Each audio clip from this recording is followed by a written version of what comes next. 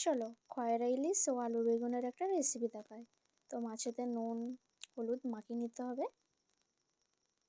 কড়াইটা গরম হয়ে গেলে তার মধ্যে তেল দিয়ে দিতে হবে। তেলটা গরম হয়ে গেলে এক এক করে মাছগুলো দিয়ে দিতে হবে। তো মাছগুলো ভালো করে ভেজে তুলে নিতে হবে।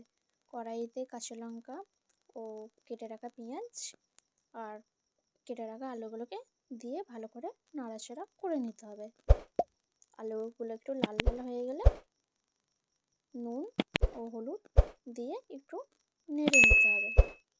তো আগে থেকে কেটে রাখা টমেটো দিয়ে আবারও ভালো করে একটু নাড়াচাড়া করে নিতে হবে। তো পরিমাণ মতো লঙ্কা গুঁড়ো দিয়ে একটু নেড়ে নিতে হবে। তো আগে থেকে কেটে রাখা বেগুন দিয়ে আবারও ভালো করে কষিয়ে নিতে হবে। তো পরিমাণ মতন জল দিয়ে সেদ্ধ করতে বসিয়ে দিতে হবে।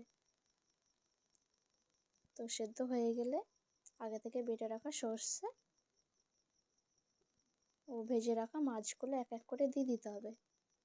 ওপর থেকে ধনেপাতা কুচি দিয়ে নামিয়ে নেবেন। খুব ভালো লাগবে, একবার ট্রাই করে দেখুন।